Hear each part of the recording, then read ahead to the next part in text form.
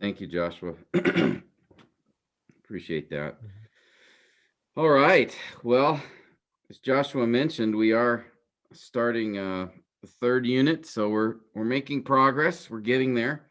Going to focus. This unit will still the first few sessions together. We'll bring together all that we've been studying regarding the grammar, so that we can do our diagram, our block diagramming, which again helps us to see the passage and see how the passage is connected together. See how each of the words and phrases are linked to the rest of the sentence, because ultimately that's what we're trying to do. I kind of look at passages in scripture. Our job it's very similar to what I did for engineering, which is usually there's some problem in front of you that you have to figure out how to fix. And so it's like a puzzle.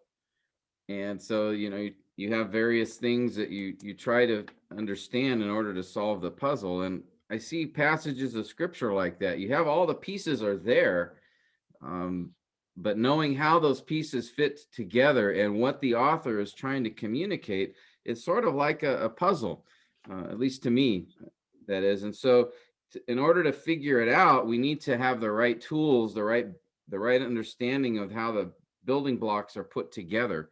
And that's what we've been focusing on for the last many weeks, is those building blocks and seeing how a passage fits together. Because again, one of the primary tools of the author is grammar. And that's the case for any form of communication.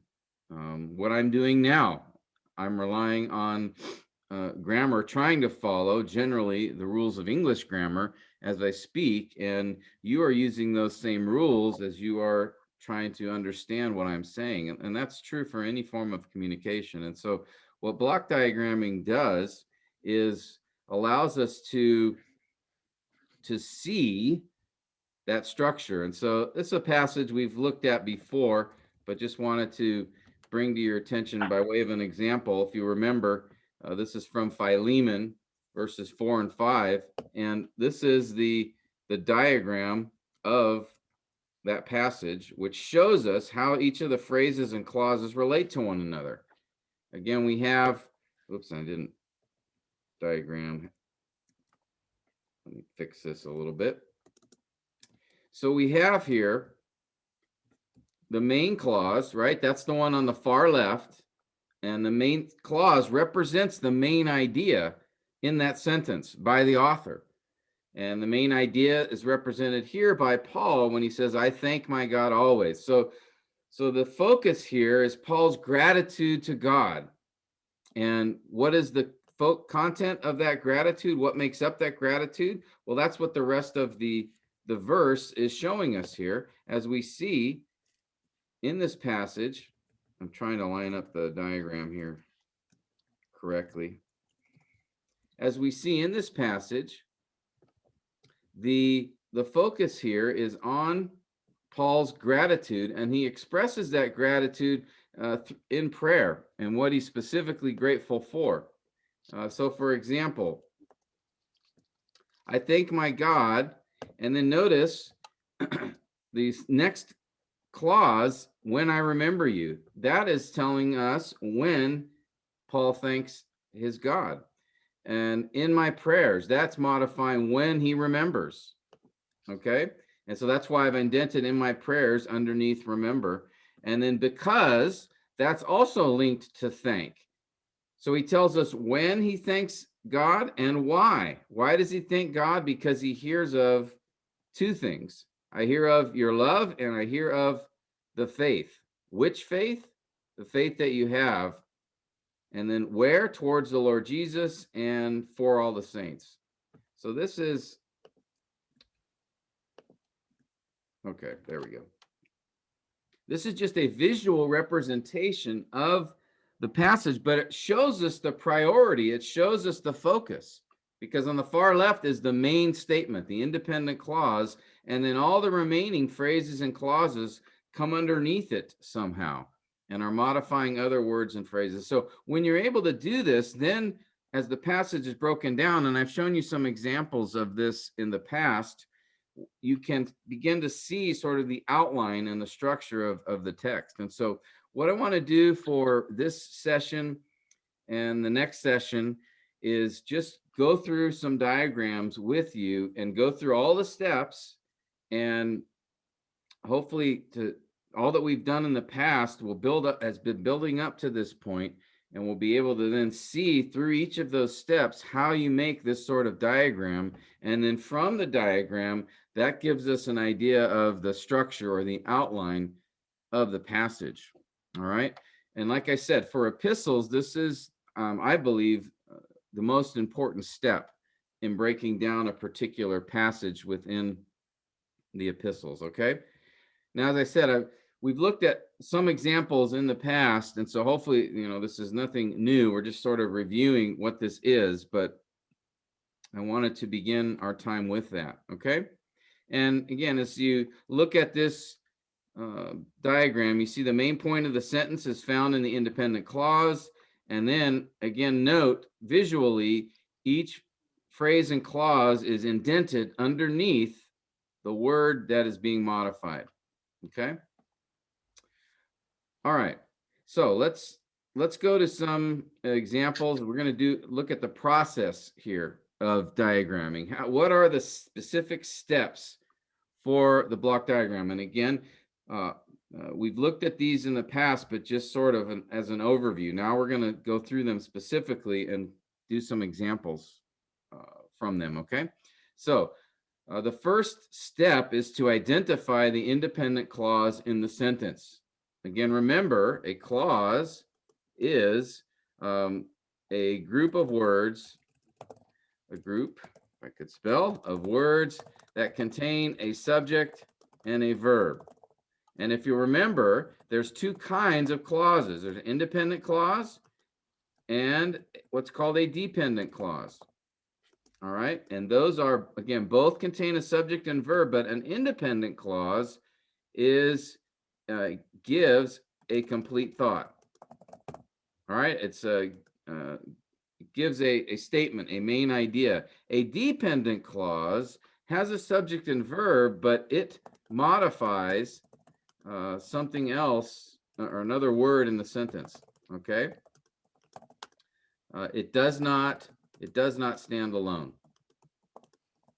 All right, and we'll again look at some examples of that. So that's the main difference. The independent clause, that's the main idea of the sentence. All right, it can stand alone. But a dependent clause usually has some connector word that connects the clause to something else in the sentence. And that's why we would say it doesn't stand alone. It doesn't stand by itself. All right, so what we want to do in the first step of diagramming is look at our sentence and try to identify that main independent clause. And that is what will be put toward the left on your diagram. Just so, for example, here, I thank my God always. That is the independent clause in this sentence, and it is given all the way over to the left to show that. All right, and everything else in the sentence is indented from there because they are, all of these remaining phrases and clauses are subordinate. That means they are modifying something else in the sentence. They don't stand alone. They are connected to another word in the sentence, and that is why they are indented. All right. And here we have a good example. We have an independent clause. I thank my God always. That is the main idea, the standalone thought. And then it's followed by a dependent clause in this case. Notice, I, subject, remember, verb. But that word when in front, that tells us this clause is not independent. It's dependent because it's got that word introducing it, which tells us it's connected to something else. And in this case, what it's connected to is the action in the previous sentence. When I thank my God, it's when I remember you. Okay. We have another dependent clause here, because I hear of your love. Notice subject I, the verb here. And so it is a clause as well, but it is not independent because of the word because here. It's linking it to another word in the sentence. Again, in this case, I believe it's linking it to the verb thank. It's giving us why Paul thanked God. All right. And so what we want to do in block diagramming, the first step is identify that independent clause. And it may be more than one. There may be a conjunction connecting two independent clauses together. And we'll see that as we look at some examples. All right. So that is the first step. I want to just stop and make sure, are there any questions that anybody has at this point? Is everyone okay? All right. And you don't have to wait for me to ask if there's any questions, by the way, as well. If you have a question at any point in time, just get my attention, and I'll be happy to answer it. All right. So don't feel like you're interrupting. All right. So that's the first step. Identify. Let me just highlight that in this color. Identify the independent clause in the sentence. All right. The second step is then to identify the remaining phrases and clauses in the sentence. And this is what led us to that whole journey looking at the connector words. All right. All those weeks we spent on these connector words were for this very purpose, to be able to do the second step here. Because how do we know, if I go back to our example, how do I know this is the dependent clause? How come I didn't include when I remember you in my prayers? How do I know those are two separate things here? Well, because notice each of them begins with what we've been looking at, these connector words. All right. You notice that here, connector words is what divides all of these phrases and clauses in this sentence. And that's how we identify them. All right. You notice that each of these phrases and clauses begins with a connector word, which I highlighted in yellow. And those connector words not only introduce a phrase or clause, but they also show us where the previous phrase or clause ends.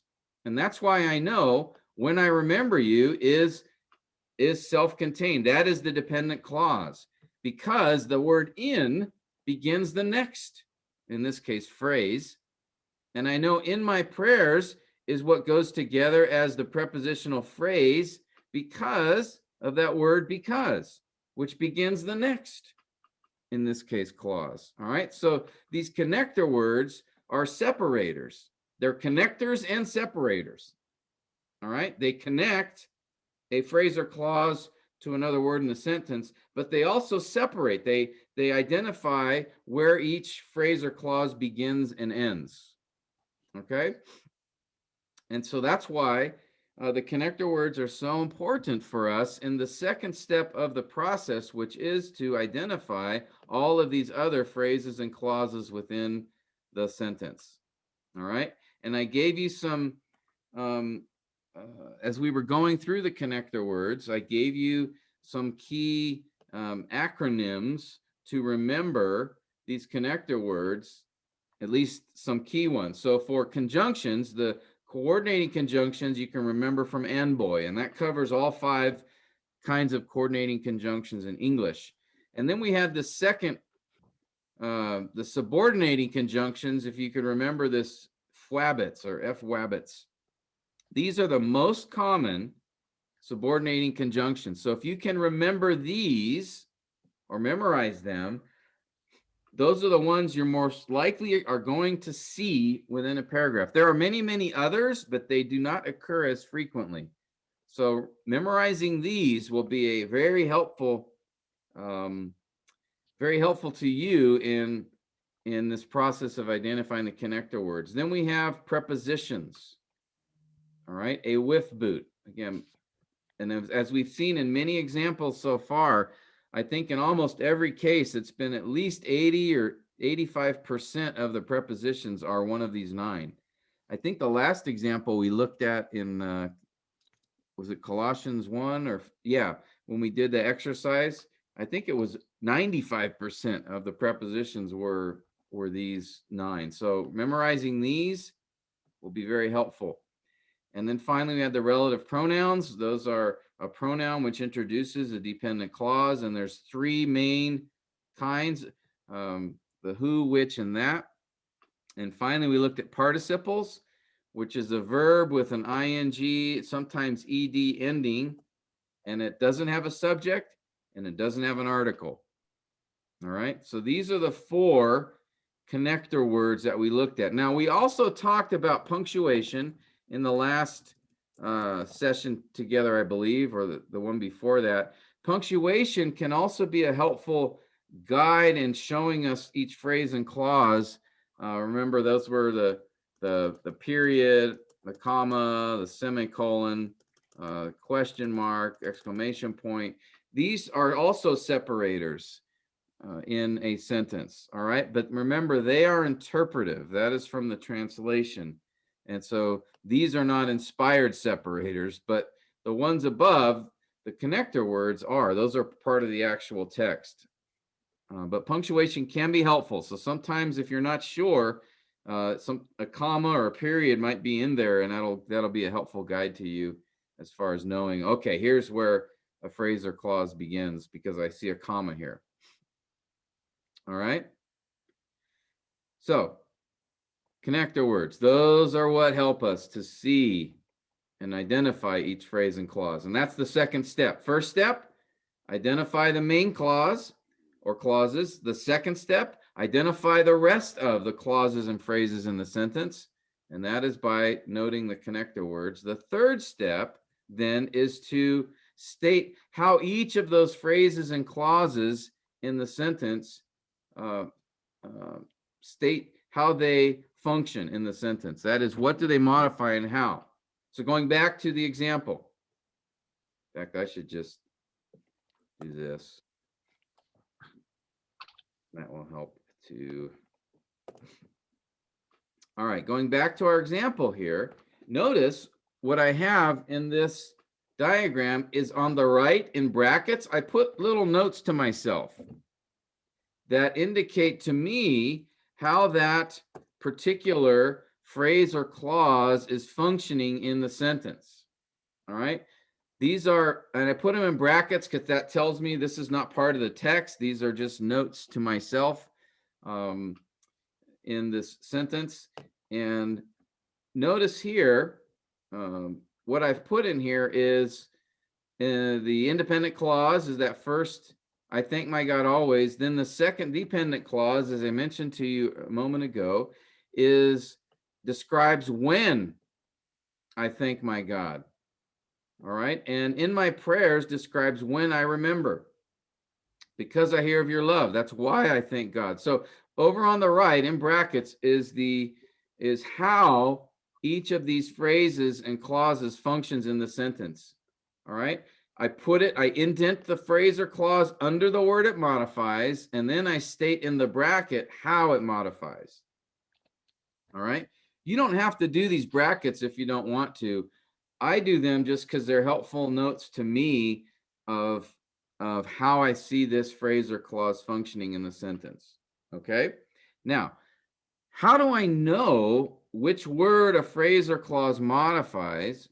And secondly, how do I know how it modifies? Well, this is where we go way, way back in our journey in English grammar, and we talked about adverbs and adjectives.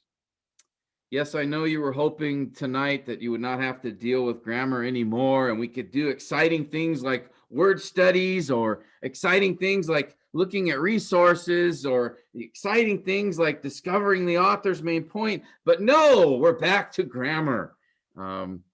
So adverbs and adjectives. All right. Pastor Joshua, can you give us a short definition of an adverb? What does an adverb do? What is it, Pastor Joshua? Modify a verb. Modifies a verb. That's it. A simple definition of an adverb, and you see the word verb in it, it modifies, and maybe we could even say it adds to a verb. All right, it's connected to a verb. And what's important to understand is the way that an adverb modifies will answer a question. It will describe either when an action takes place, or where an action takes place, or why, or how, or sometimes a result. All right. So if you have a phrase or clause and it answers one of these questions, either when or where, why, how, what result, if it answers one of these questions, it is acting like an adverb. That is, the phrase or clause is modifying a verb.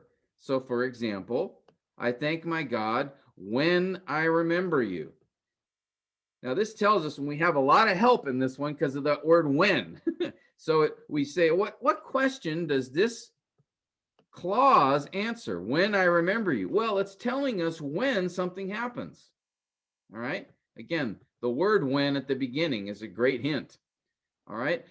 It's telling us when something happens. Therefore, I know that when I remember you is going to be modifying a verb, because it's answering the question when something happens. And in this case, my only verb that I have as an option is thank. So I know when I remember you is modifying thank. And it's answering the question when, in this case, Paul thanks God. All right. So you can have a phrase or clause. A phrase or clause will be adverbial, that is, it will modify a noun, or will be adjectival, that is, functioning like an adjective. And Pastor Joshua, let me just ask you a second question. What is an adjective? An adjective modifies a noun. Yes. Very good. That's the simple definition. An adjective modifies a noun. All right. So that is, it's telling us something about a noun. And the questions that it would answer would be what kind, which one, how many, a description, describes a noun. What might be another? Who. All right. So if you have a phrase or clause which is answering one of these questions, then it is going to be modifying a noun. So for example, if we go up here, that you have. Noisy says, because of the faith and love of your love and of the faith that you have. That's describing which faith. It's the faith that Philemon has, the faith which you have, that faith. And so we have, it modifies that. By the way, we have this word that here, which is acting like a relative pronoun. And so it is going to be modifying a noun. We also have, I think in this sentence, that's the only adjectival. Yes, this is the only phrase in this sentence that modifies a noun in this case. All right. So those are the two options you're going to have. Because, again, remember, in this, the basic building blocks in a sentence in English is a noun, a verb, an adjective, or adverb. That's it. Those are the four. Now, there's a few others, like an article and things like that, but those are functioning like adjectives. But these are the main four building blocks, the basic building blocks of a sentence in English. All right, you have the noun and verb. Those don't modify anything. All right, nouns or verbs do not modify. But you have adjectives or adverbs which do modify. And those adjectives and adverbs can be a word or a phrase or a clause. All right, it's the same for both. Let me show you that in our sentence here. Notice, and I didn't do this just to make things a little less confusing, but actually in this sentence here, I thank my God always technically should go here. Here, let's do it this way.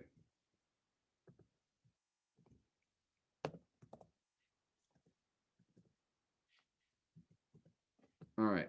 Because what it is modifying is, this is telling us when, also saying when, I think. So there's two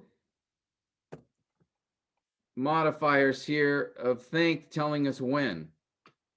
I thank my God when, always. Secondly, I thank my God when I remember you. All right.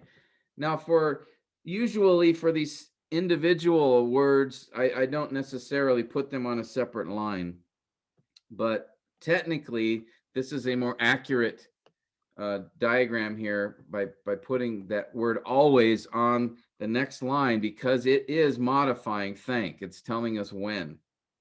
Okay, so this is an example. You can have an adverb that's a single word.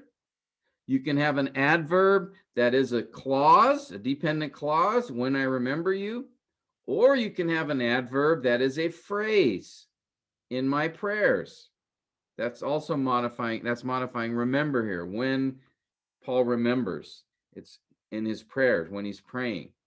All right, so notice here we have an example of an adverb, which can be a word, always in this case, can be a clause, when I remember you, or it can be a phrase, in my prayers.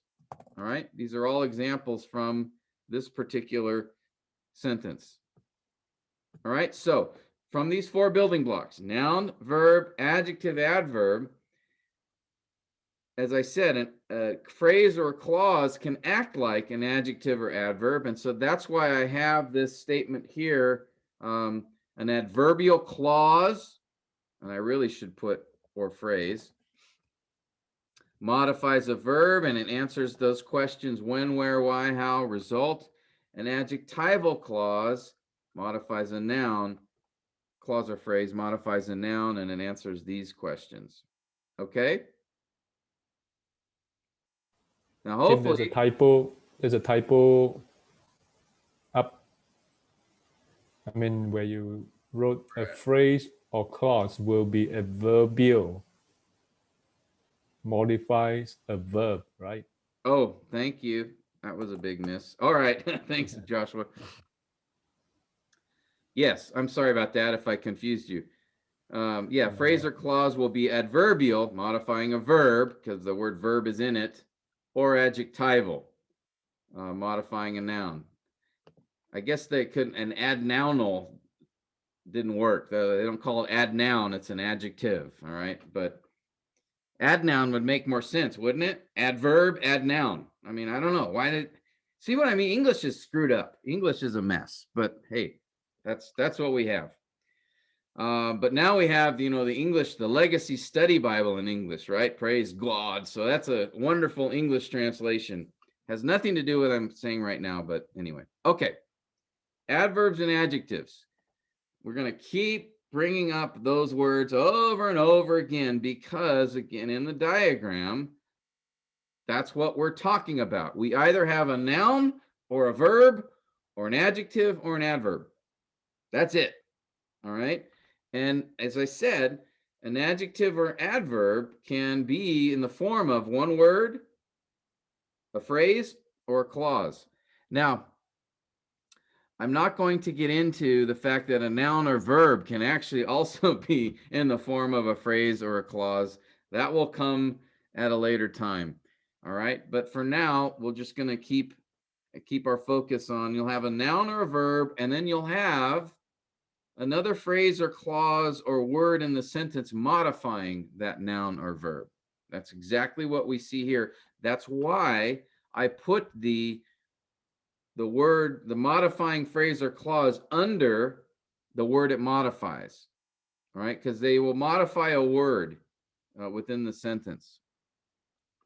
All right, so what we're going to be doing as we do this, what are we on? The third step, right? As we state how, that's the key word here, how each phrase and clause functions in the sentence, we're going to be asking ourselves this question. Okay, here I see my phrase or clause. Is it acting like an adverb or is it acting like an adjective? How is this phrase or clause functioning? Is it modifying a verb or is it modifying a noun? That's the question we'll be asking over and over and over. All right, because our interest is how each phrase and clause is connected within the sentence. And really, that's just another way to say, how is this phrase or clause modifying? What's it modifying in this sentence? All right. Okay, I just said a lot of stuff there. Any questions?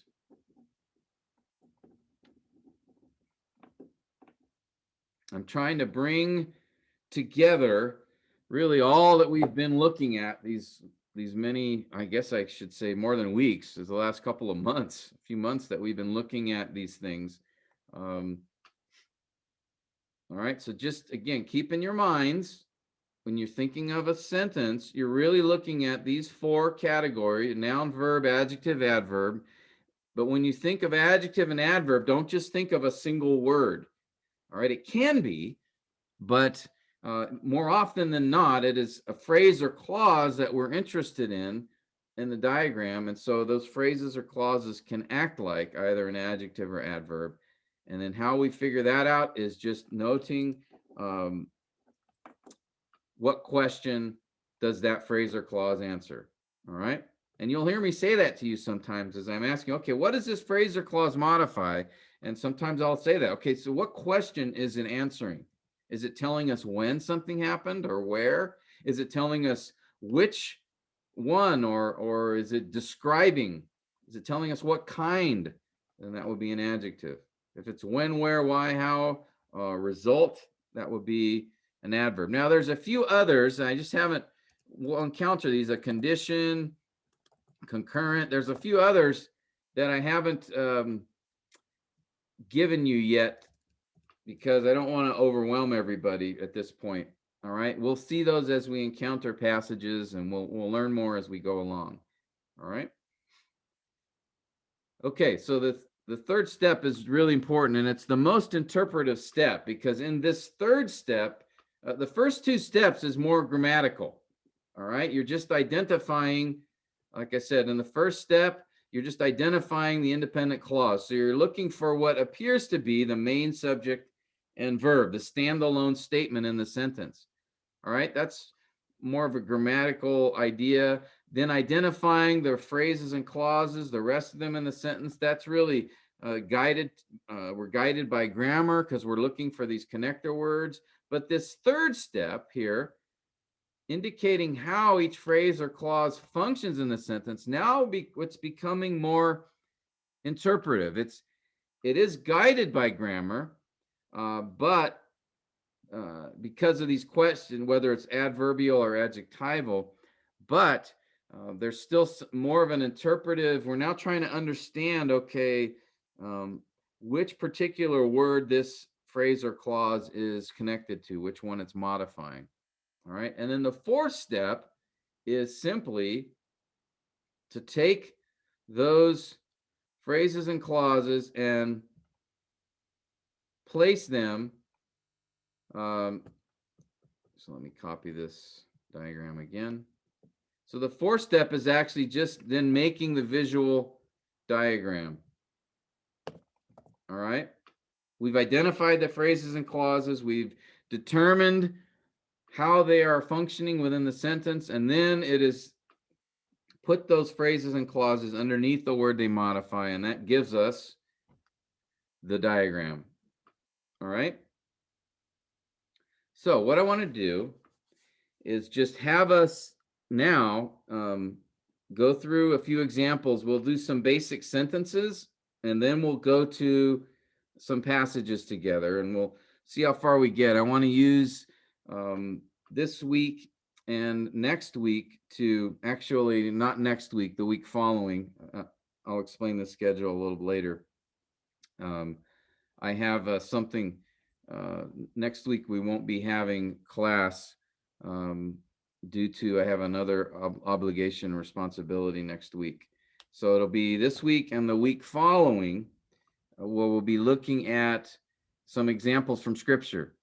and just diagramming those together. And then I'll show you from those examples, we'll look at the, potential outline from those particular passages. All right.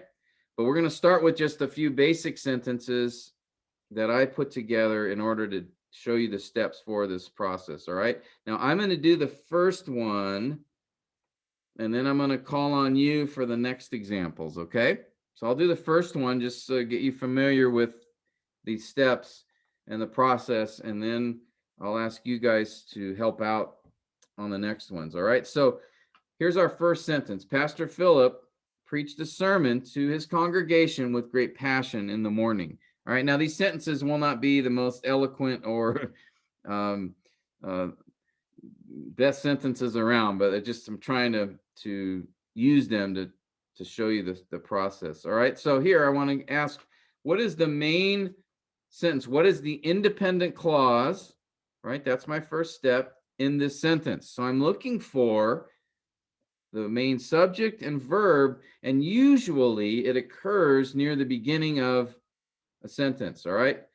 Now here, it's a very short sentence. So my subject, verb, and object are found here. The subject is Pastor Philip.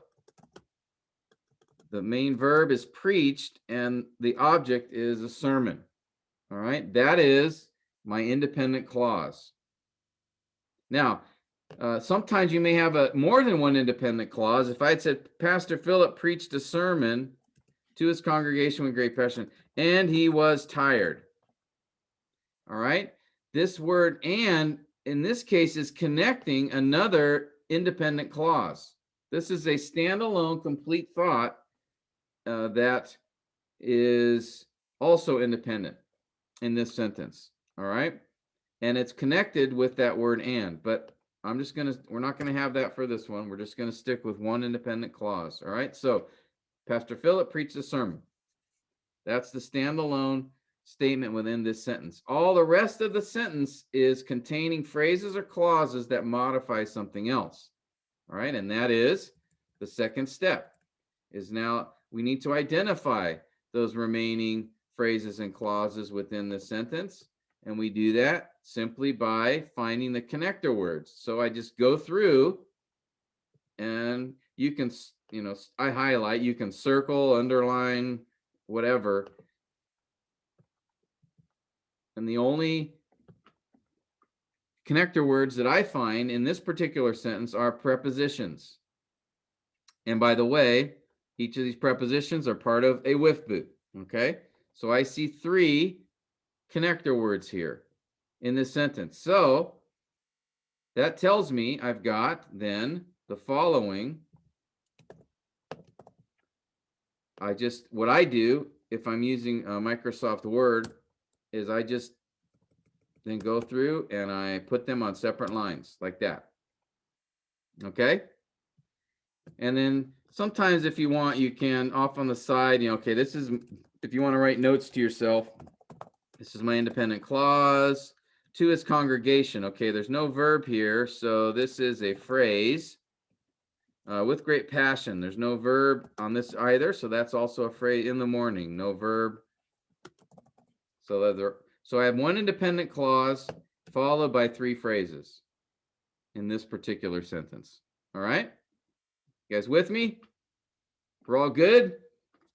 Right? Oh, this is so easy, right? Look how easy this is. Oh, we're gonna get through this so fast. No problem. All right. Just wait till the verses come. Oh, then it gets really fun. All right. So this is what came up with. Pastor Phillips is my independent clause. And then I have 3 phrases following it. All right. That's my second step. My third step is now state how each phrase and clause functions within the sentence. All right, and I already put that in this case. All right, Pastor Philip preached a sermon. That's my independent clause. Then I have to his congregation, and I ask, okay, what question does that answer? Well, it's telling us where, right? Where did he preach the sermon? To his congregation. So that's going to modify the verb. preached. All right, let me separate these. Okay? Because it's answering the question where. Where did he preach? To his congregation. Again, this is acting like an adverb. This is an adverbial phrase. All right? Because it's modifying a verb. It's modifying an action. It's telling us where an action took place. And then my next phrase, with great passion. Again, it's modifying an action. It's going to modify a verb. The only verb I have in the sentence is preach, so I know that's the verb. Again, this is adverbial. How do I know that? Because it's answering the question how. How did Pastor Philip preach? With great passion. It's going to modify that action, preach. And finally, another adverbial phrase in this particular case, in the morning. That also is modifying the action because it's answering the question when. When did that action occur? In the morning. All right? So all three of these phrases actually are adverbial, and there's only one verb in this sentence to be modified, so that's how I know it's preached. And it makes sense.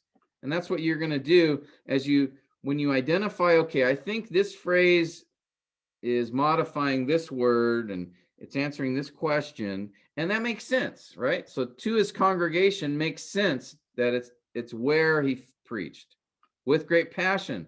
That, yeah, how he preached, that makes sense. And in the morning, that's describing a time. All right, so that's when he preached. Okay? Now that I have this, now that I have these four, or each of the phrases and clauses identified and what it's doing, then my last step is really the easy one. The third step and the second ones are the hardest.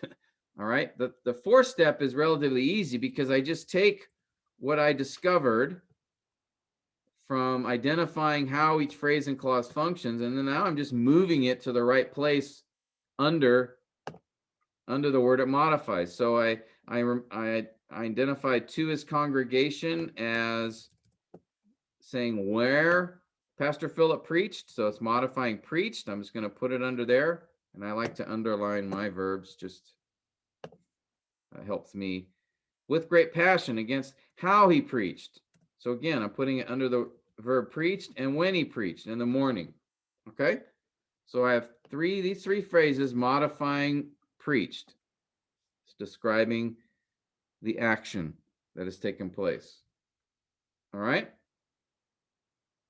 That is the first example. I may not be able to see all of it here, but let me just try. All right, those are the four steps that you're going to do when you're diagramming particular sentence. All right? Questions on that?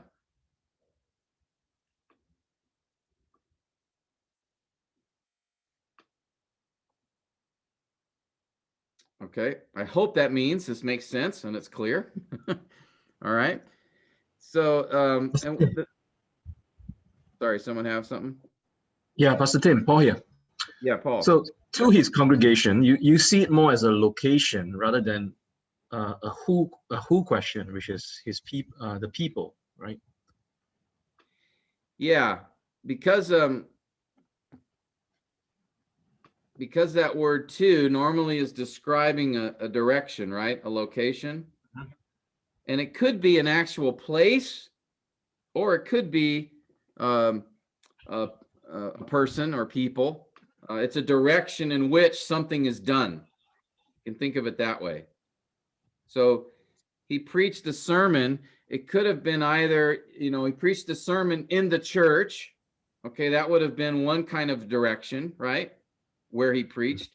Or sometimes you can do an action towards something, in a direction of something. I threw the ball to Paul. Okay, it's describing the direction of where the ball went. All right. I could have said, so I could do it this way. I threw the ball in the room. Okay, in the room is a geographic location, right? and that would be modifying through, where I threw the ball. Actual place. Or I could say I threw the ball to Paul. All right. This too is functioning like a direction. It's not a location in which I did something, but it's a direction where I did, toward which I did something. It's still describing a direction, but in a different way. There's direction as far as a geographic location, and then there's direction as far as where an action is being directed towards. All right, does that make sense, Paul? Yeah, I'm learning the grasp of that. So if let's say we said Pastor Philip preached a sermon specifically written for his congregation's need, would that be more of an adjective that modifies the sermon then? All right, Pastor Philip preached a sermon. All right, what was the rest of the sentence? Specifically written for his congregation's needs. Yeah. Okay, specifically written for, can I just put his congregation? Yeah, okay. All right. Okay, yeah, now we have, by the way, this is you've chosen a unique participle. This is a participle here, actually, and it doesn't have an ing or ed ending, but it is a participle. English has some of these words that will throw us off a little bit, but that aside, that's my connector word, by the way. Specifically modifies written. So here I would say, okay, this is my next phrase. Where does it go? So then I answer, okay, well, what question does this phrase answer? Is it a where, when, why, how, result kind of question? Or is it a what kind, which one, who, a description?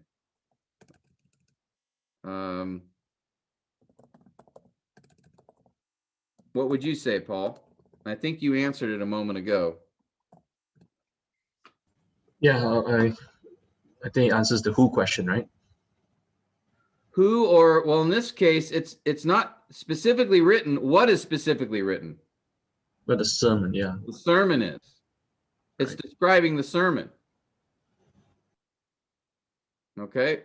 What kind of sermon? Or you could say which one. So it's actually modifying sermon, because it's telling us something about the sermon.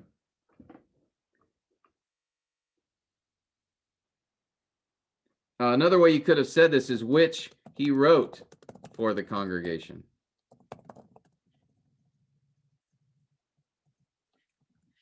Right? And here we have the word which helps give us a little more clarification.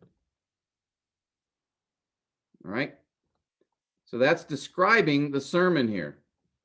That's what answering the question. Oh, what kind of sermon? Well, it was specifically written for his congregation.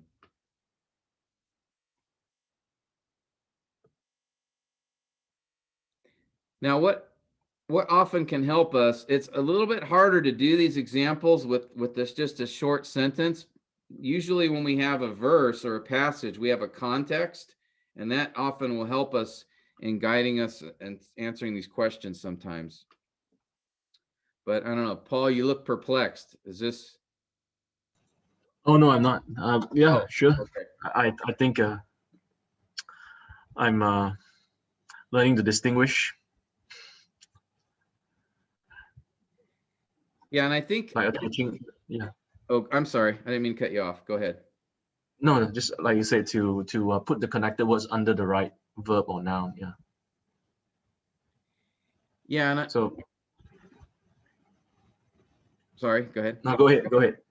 Yeah. Yeah, I think if we were doing this in Greek, it would be easier, actually, believe it or not. But there's one problem. Not all of us, none of us know Greek, ancient Greek, perfectly well. So we can't do it in Greek. But in Greek, it is actually a little easier because of the way Greek is written. The words and how they are put together. Usually it's easier to identify what they're connected to. English, it's harder. But by the way, if we were looking at Greek, we'd be doing the same process. And by the way, the grammar is similar. In Greek, you have phrases and clauses as well that are introduced by a connector word, a conjunction, a preposition, or rather a pronoun or participle. And those phrases or clauses act like adjectives or adverbs. So we'd be doing the same process in the original language of the scripture, and it would actually be a little easier to do. English has all these special cases, and you don't have, like in Greek, a participle doesn't have an ing ending, for example. It's Greek, but it'll have a certain kind of ending that identifies it as a participle. We wouldn't have to guess if it's a verb, or we would know it's a participle by how it's constructed. But in English, we don't have that same ability to identify as clearly or as quickly. But I'm just saying that again to let you know that the process we're learning, we would be doing in the original language, if we could understand the original language. So the way that the authors of the Greek text in the New Testament constructed their statements, they're using grammar, and it is grammatical rules that have many similarities to the grammar, English grammar, thankfully. So thank you, Pastor Tim. Just one last thing. If let's say your example, we say Pastor Philip preached a sermon for his congregation, would you say that also would that still be an adverb that answers the where question? Yeah, so let's talk about that. Pastor Philip preached a sermon for his congregation. Okay, now what do we have? Obviously here we have the same independent clause. Pastor Philip preached a sermon. Now we have the connector word for. So we would separate that out. Now the question is, all right, well, how is this phrase functioning here? What question does it answer? What do you think?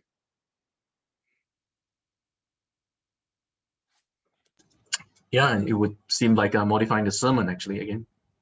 Yeah, and in what way? What question was it answering here? For who, right? I mean, it answers the question.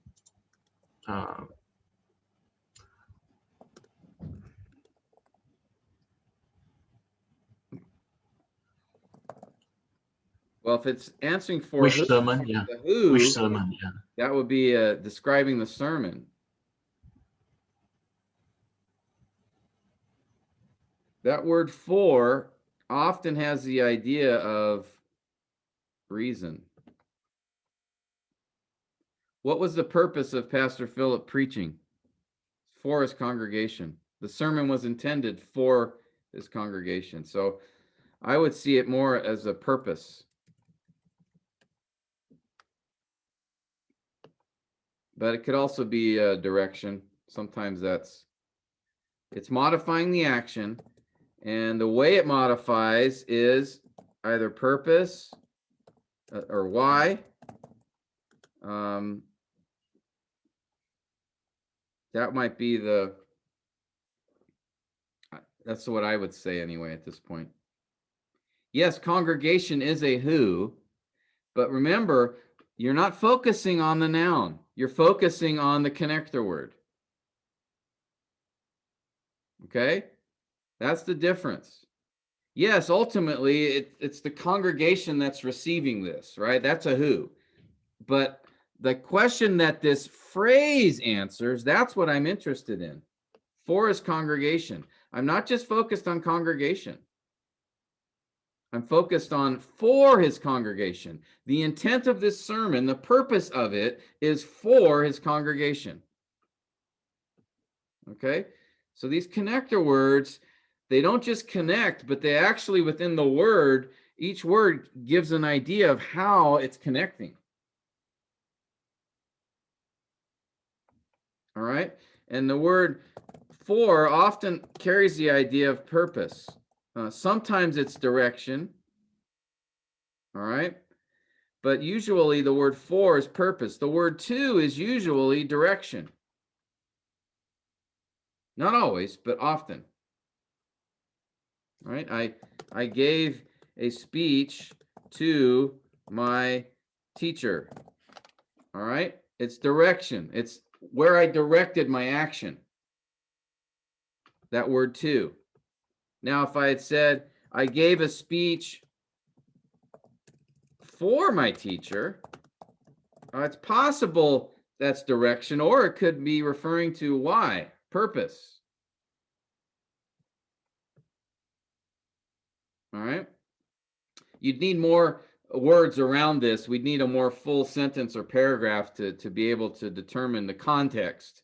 That will help us answer the question a little better. But all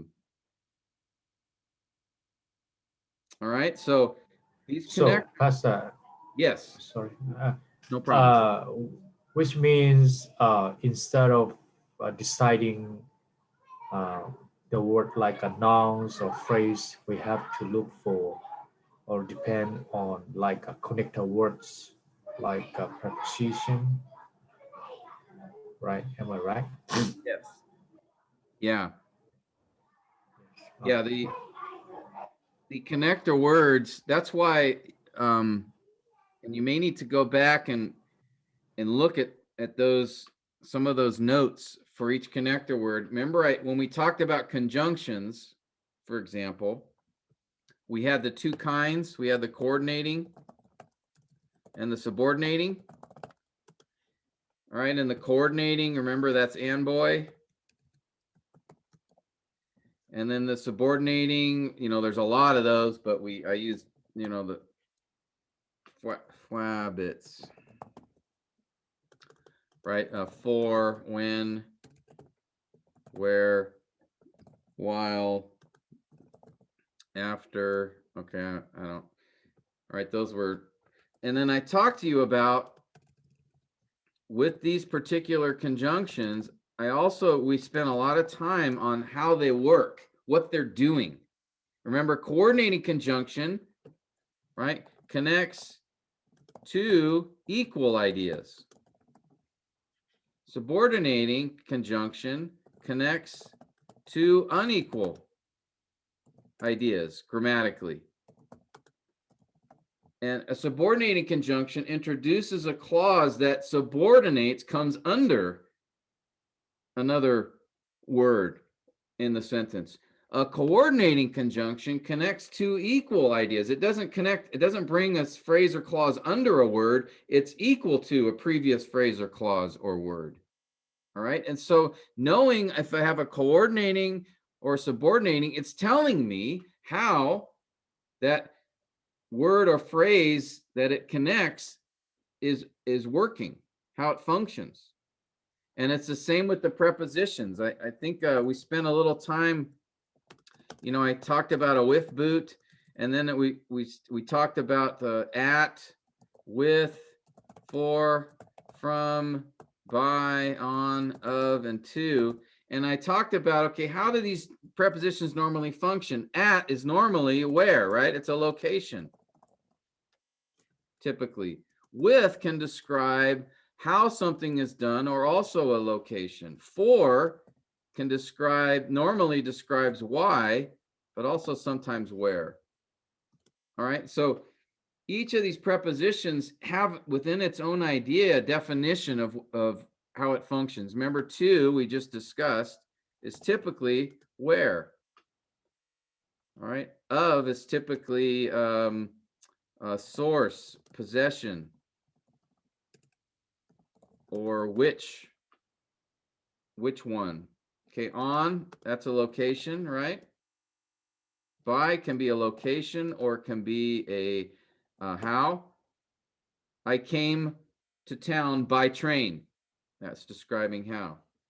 So, like I said a moment ago, these connector words aren't just words that connect. They actually, knowing the word and its definition can help you understand how it's connecting.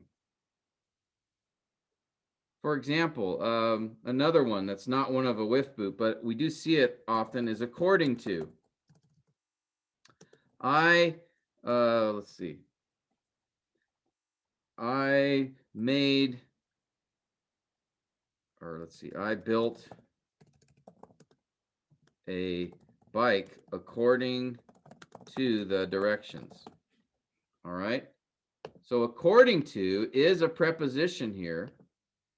And so it's according to the directions is my phrase. And according to almost always answers the question, how something is done. So in this case, how did I build a bike? According to the directions. So I put it under built. All right. And that's because I know right away, according to is typically answering the question, how.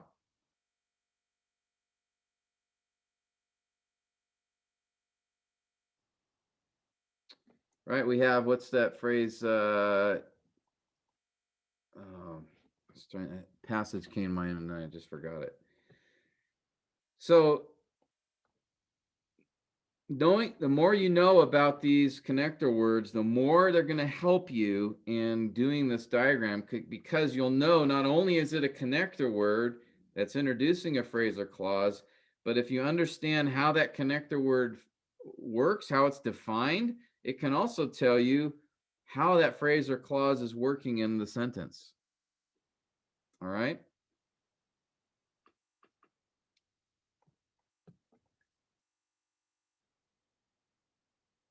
Any other questions here on this?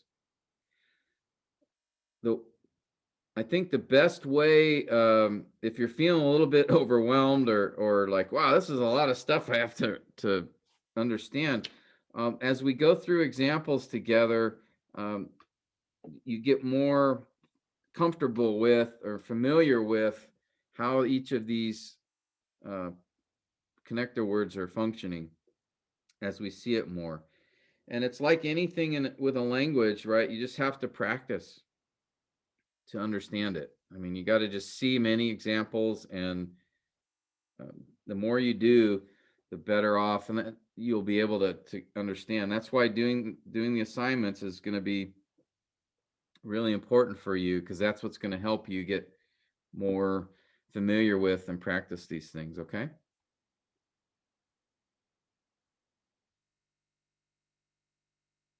All right.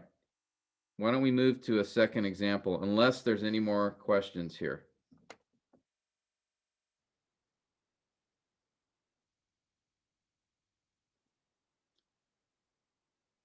All right.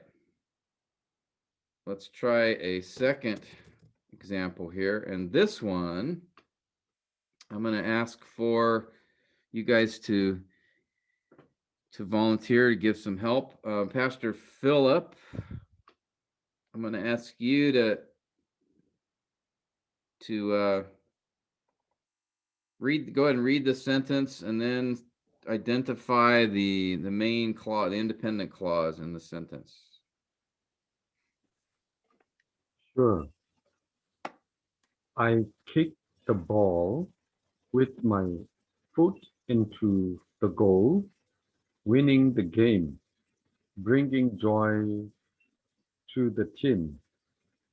I think I kicked.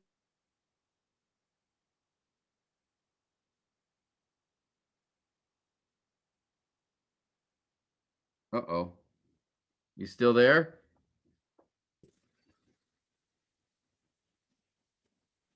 Hello, can Yeah. you hear me? We lost you. Can you hear us? Hear me? Yes, can you hear me? Yes, I can hear you. Yeah, I kicked the ball with I kicked the ball is my main clause or independent clause. Yes. Yeah, it's And got this. with is What's the subject and verb Yeah. on that? I is the subject and kick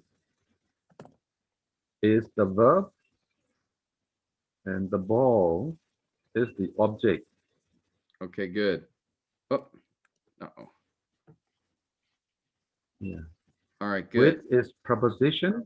Yeah, okay. Yeah, with is preposition. All right, let's go to the second. You're going to the second step already. So with, Yes, with my with is preposition. okay. You see I any other think connector words? into. Into, good. Yeah. How about into is a preposition? I think so. Yes. I think winning is participle, Okay. And you can answer and quickly to bringing is that. also Let's just yeah. stop there for a minute. No subject. Yeah, no yeah. subject. Winning, no subject, and no article. Yeah, so it's likely a participle. All right, good. Very good. Any Yeah. other? And also the same thing. Bringing Yes. is also participle. No subject nor article. And I think another preposition is to. Yes. Very good. All right, so what we would do here then is I separate each phrase and clause. So I'm going to do that right now. Notice the connector words, they separate, they begin the phrase or clause, and then they also separate it. So let's just quickly identify if we have a phrase or clause here. So you've already identified the first one as an independent clause. All right, Yeah. how about with my foot? Is that a phrase or a clause? It is a phrase. Yeah, there's no verb. Whoops. No. Okay, how about into the goal? Go is the same thing. Phrase. Yes. Okay, winning the game. You I said there think was also no the subject. phrase. It's also a phrase. There's no subject here. Yeah. And bringing joy. No subject, no verb. All right, so Yeah, phrase. bringing joy, also phrase. Yes. And then to the And to the team is also another phrase. all right. So here we have independent clause and then all phrases after that. All right. Well, you're doing so well. Let's keep going on the let's go to the third step here. How each phrase or clause functions in the sentence. All right, this is going to be Yeah. I think so let's go. Sorry, let me put this down as well. Sometimes it helps having the okay. So we already discussed, you already mentioned kick the ball as the independent clause. So we'll just yes. now the question is with my foot. Just modify the verb kick, modify kick, and telling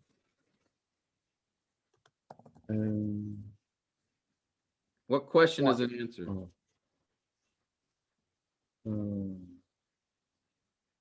Maybe what or how? Yeah. Telling how. How I kicked with my foot. Yes. Mhm. Okay. Yes, that makes sense.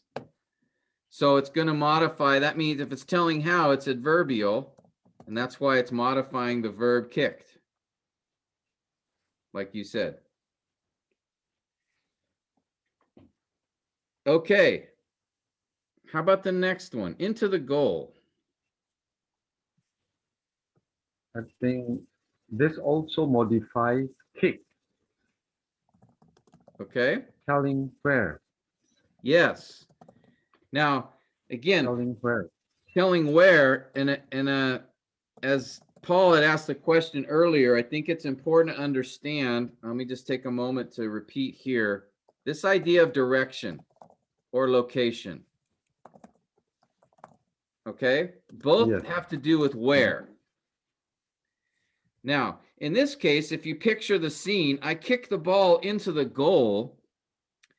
Now, where does the action take place? Okay, we understand the game of football or soccer. Are you inside of the goal when you kick the ball into the goal? Into the goal.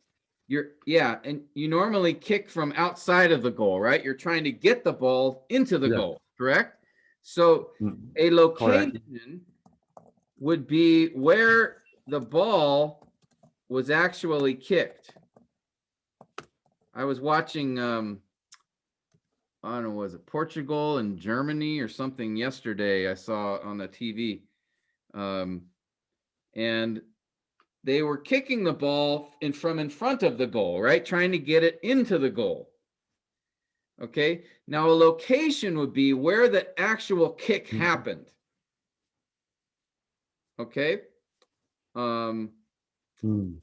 but a direction would be where the ball was kicked to. Okay, so the ball was not kicked in the goal by the guy kicking the ball wasn't standing inside of the goal when he kicked it, right? He was standing outside of the goal. But the direction the ball was kicked was into the goal. All right. So location and direction both answer the question of where. This is what so again, so like, because Paul brought this up earlier, and I think it's important to recognize. You could say, again, I could have said I kicked the ball on the pitch, right? On the field. That could be describing where he actually kicked the ball, like he was standing on the field and he kicked it while he was on the field, or it could describe where he kicked the ball to, the direction that the ball was kicked. All right. So both of these answer the question where. That's all I'm trying to get across here is the action took place. Either the action is describing, in this case, into the goal is describing the direction where the action was directed towards. Okay. And that also would be adverbial. All right. Yes. Okay. I just want to clarify that idea. All right. So we can go back to, are there any questions on that? I hope that makes sense. Yes. Very Okay. helpful. All right, Pastor Philip, sorry for that interruption. Go ahead and winning the game. What is that Winning modifying? the game that modify the same word kicked and telling the purpose. The purpose, or in this case, the result, right? The result of the action. Yeah. Okay. Yes. Yeah. So result. Correct. Specifically, would say result, and that's also Result. adverbial. It's telling us the result of the action, what the action produced, or led to, or resulted in winning the game. Okay, try the next one. Bringing joy. Bringing joy also modifies the same word kick Yes. and telling result. Yes. You can think of it as a result of the kick, right? Joy. It brought joy to the team, bringing joy. That happened because of the kick. All right. Finally, to the team. To the team. Modifies kick. So let me see. I think kick. Okay, and how? Oh, How would it modify? What question does it answer? Did he kick the ball to the team?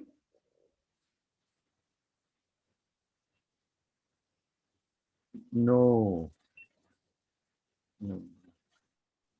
Oh, Yeah, what question does it, what's it connected to? Just use your intuition, your instinct. What do you think it's connected to? Bringing joy to the team.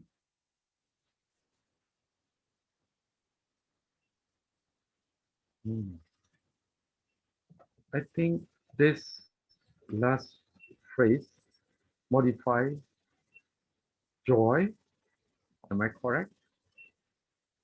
Modifies joy. Well, let's ask ourselves, okay, when you think about to the team, what does to normally tell us?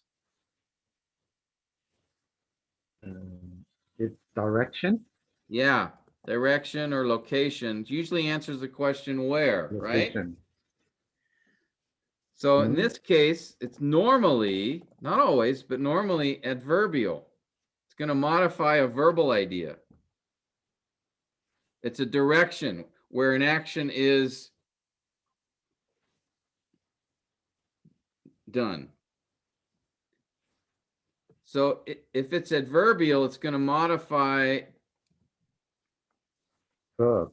a verb, right? Now, A verb. the challenge here, in this case, it modifies bringing. Again, remember, participle is a verbal. So it does have some verbal characteristics. All right, and here it's telling us where, bringing joy where? Where was joy brought to the team? To the team. Yeah. That one is a little more tricky. All right, so sometimes Yes. participles can be modified by another phrase or clause because, like I said, a participle is a verbal. It does have some verb characteristics, but it doesn't act like a regular verb, but it does have some of the features, so it can be modified. Okay.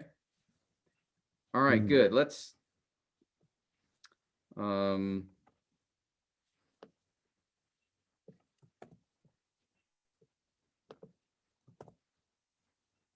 I'm just putting these here. Okay, so now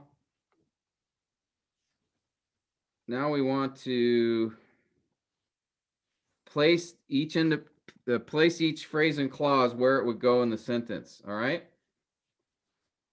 So here, I'll just do it since you've already done the work.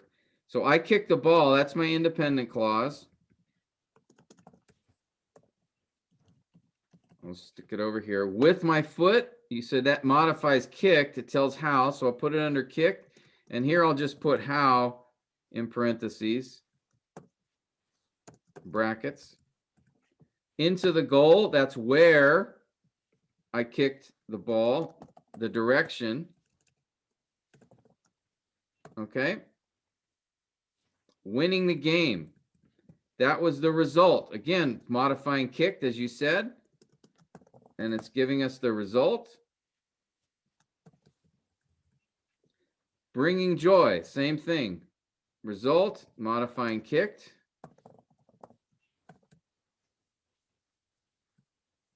And then finally, to the team is modifying bringing. It's telling us where the action, in this case, it's a direction, was directed. Okay?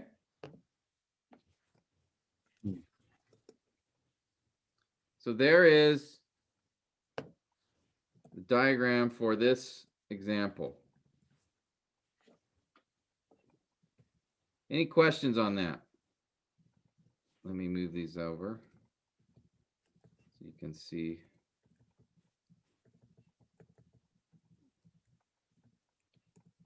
There.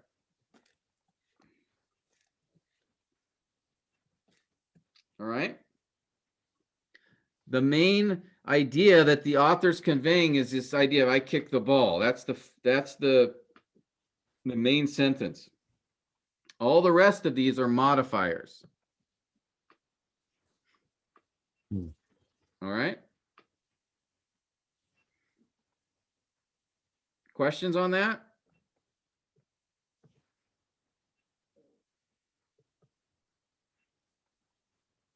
All right, that was very good.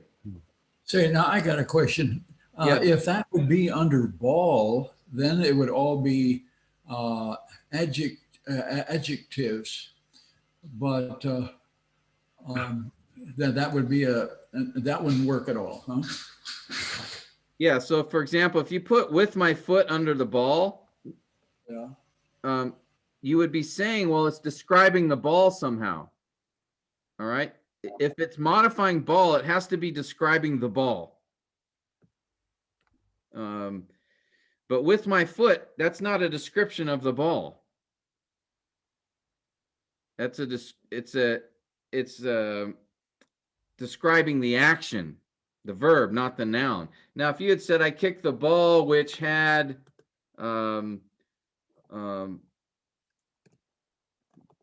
black marks. Okay, now that phrase does modify ball because it's describing the ball. It's not describing the action, it's describing in this case, the object. But all of these phrases here, with my foot into the goal, none of those are describing the ball. They're actually describing the action, something about the action.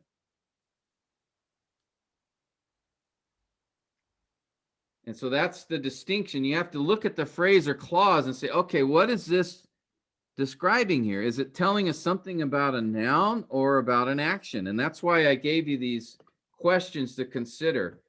If that phrase or clause can answer one of these questions, how, when, where, why, or result, then that's telling us something, that's describing an action. It's telling us something about an action. But if it's what kind, how many, which one, who, those describe a noun.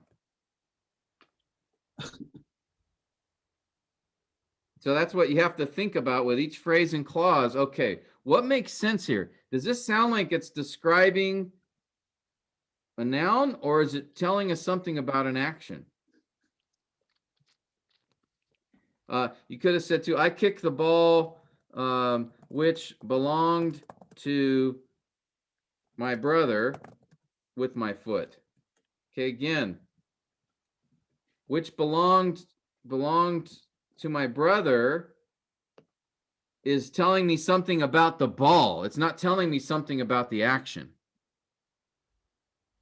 Now, if I had said, I kicked the ball to my brother, now I'm describing the action, not the ball. And now it'd be over here, because now it's where, it's the direction I kick the ball. You see the difference?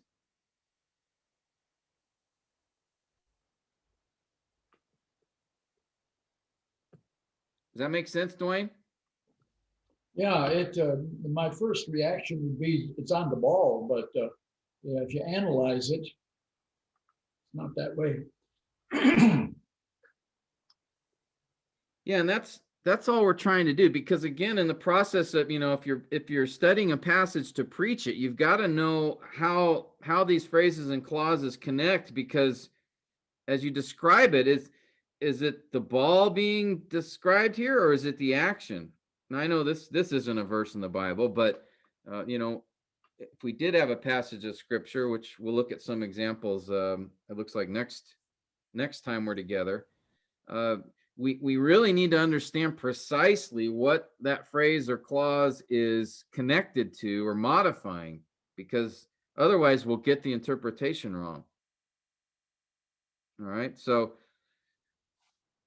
maybe the way to think about this is, as I encounter each phrase and clause, is this phrase or clause describing a noun, or is it describing an action, a verb? And these guiding questions are things you can put in your mind. Okay, is this giving me a result? Is it telling where, when, why? Because if it is, then it is describing an action. That's the difference between I kick the ball to my brother. Okay, that's a direction. That's a where. So it's modifying the verb. But if I had said I kick the ball which belongs to my brother, now I've just changed. The focus is not the action. I'm not describing the action. I'm describing the ball. I'm telling us something about the ball.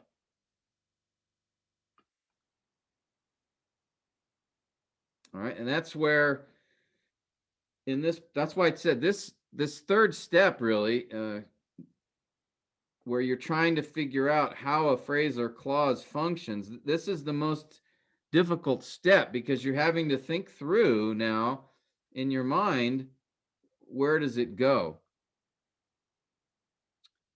And that's the challenge. And oftentimes what'll happen is you'll think, well, it could go here or it could go over here.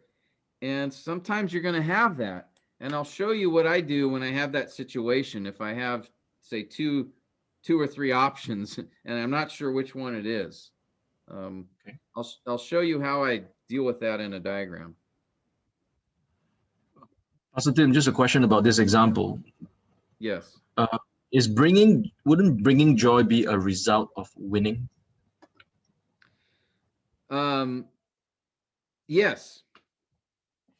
Yeah, you could do, in fact, let's say that, and let me take this out and go back to our original sentence.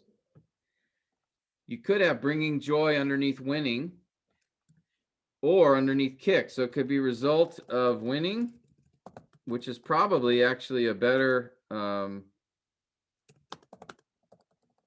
that's probably a better,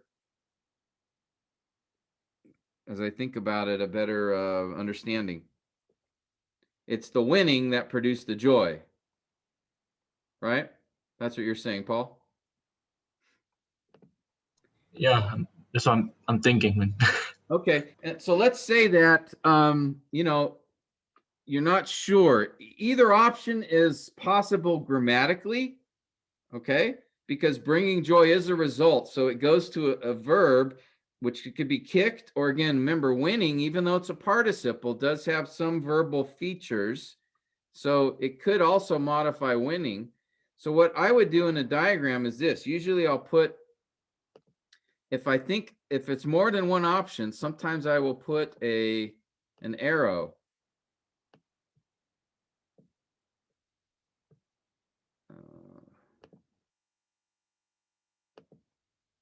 Let me make this a little bigger so you can see it.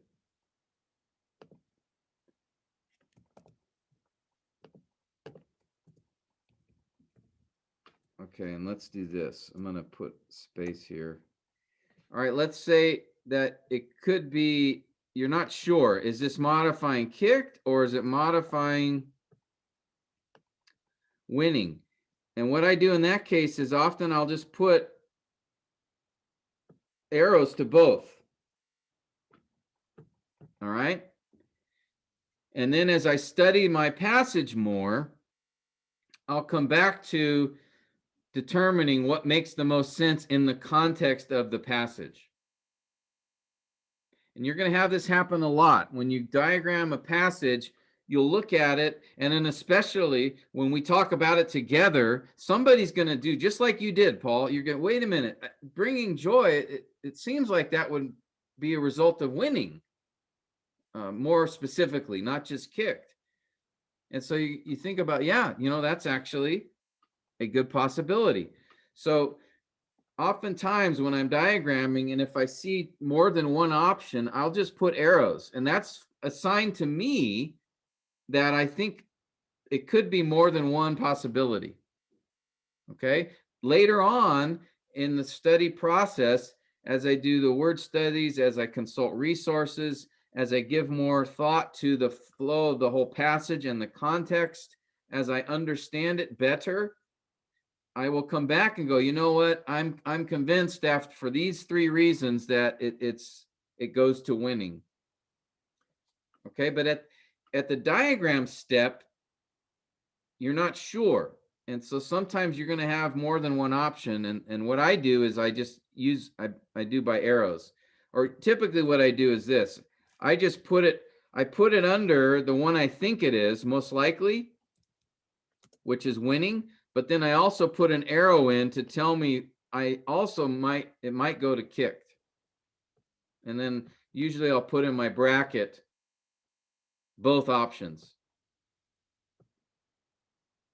All right.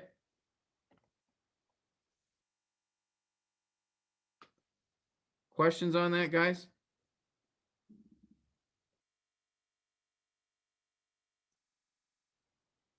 You'll see this when we go through some passages together that have much longer sentences, and you'll begin to see, wow, some of these there's more than one possibility. And rather than spend all my time sitting here thinking, oh, okay, is it winning or kicked? Oh, and you spend all this time trying to figure it out.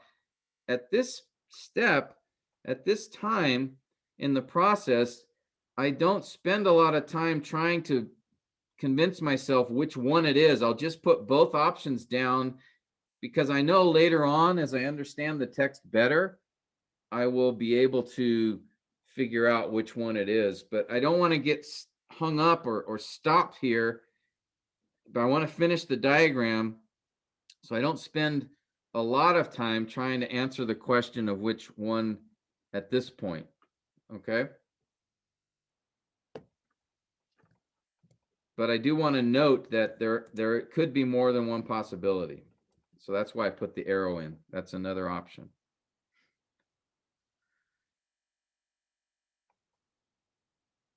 Okay. If there's no questions, I think that's probably a good stopping point for us here together. Unless any other questions, guys? Next time we gather, we'll dive into some verses, some passages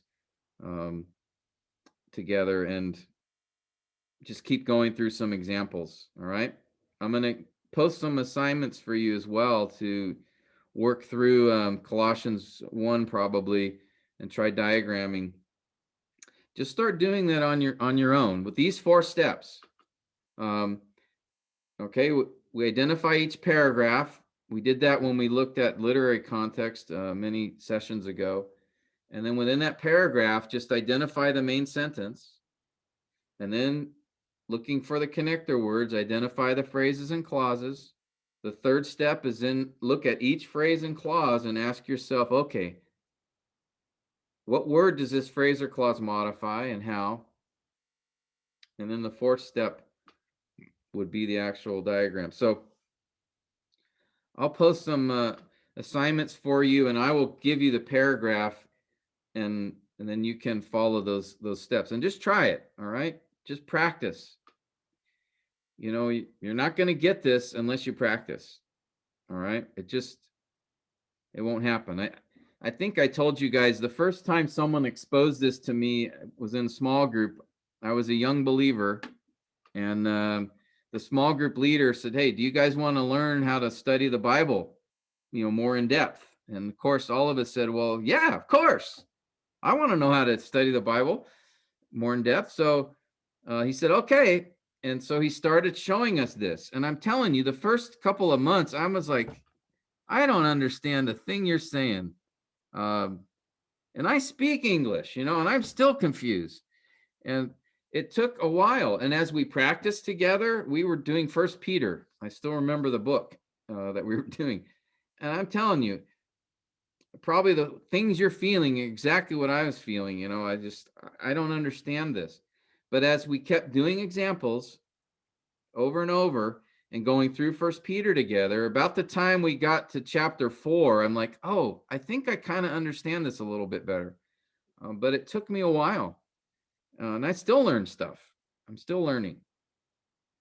But it's the practice that's going to make you get this. And I'm telling you, if you can do this, if you get better at it, not only will it help you on your own identify what the author's saying in the passage, but also too, as I've mentioned in the past, it will really help you in your sermon listening. And as someone else teaches through a text, you will be If you're able to diagram it, you'll be able to get so much more out of the sermon, especially in the epistles. So just as an encouragement, you guys have been so diligent and faithful to stay with it. So I'm just asking you to keep going and make sure to do examples. Do ones on your own too. If you're preaching from a passage the next couple of weeks, try diagramming it. Send it to me, and you can ask me, does this diagram look right, or can you help me with this? I'd be happy to do that. Just message me your passage, and I'll take a look and give you my diagram, and you can compare. And I'd be happy to help in that way, if you know. But try just doing it. Do it to the passage you're studying. If you're preaching from an epistle, just try. It's not like if you don't understand or get it wrong that God's gonna send a lightning bolt. No, that's a wrong diagram. You're a heretic. That's not gonna happen. Just try it, and you will gain, as you gain more experience, you will gain a better understanding, which will give you more confidence for the future in doing this. Okay. And I'm serious, guys. If you want help on a passage you're studying, just ask me, and I can give you a diagram back, and you can compare. And mine won't be perfect, but maybe it's something to compare against, and we can interact over that passage. All right. I have a lot of guys in the Philippines do this. They'll send me, you know what? I don't get that many messages anymore because they've practiced so much, they're understanding it, so they're able to do it much better on their own. But a lot of times they'll message me with a particular passage and ask me to give my input. So you're welcome to do that as well. All right. Well, thank you again for your patience, brothers. Any final questions or thoughts before we close? And again, schedule-wise, as I said, next week, actually, you could pray for this. We are starting a training in Pakistan. And we have a group of brothers, about 30 pastors from all around Pakistan, that are going to participate in this training. And we are doing it once a month in 3-day. It's like a 3-day condensed module, like 3 full days. So we're doing unit 1 next week. So remember, unit 1, we're compressing all of that into 3 days for these guys. So if you could pray for that time next week, the Tuesday, Wednesday, and Thursday. But because of I had to schedule them on a Tuesday. That's why we won't be able to meet, so that we can get those guys started. So that is what, the 15th of June. So no class of 15th, but then after that we'll do the next session. So that'll give you some time. I'll post an assignment for you to work on, to practice in Colossians 1 diagramming, and you can use the next couple of weeks to do that. Okay, in the meantime. All right. So no class next week. Please pray for the brothers in Pakistan. We'll continue to be praying for you brothers in Myanmar and your circumstance, and then Malaysia. Now that you're in a strict lockdown again, that's going to bring some difficulty. So we'll pray for that as well. Okay. All right. I'm going to ask if Dwayne, you could close us in prayer. Maybe remember those things.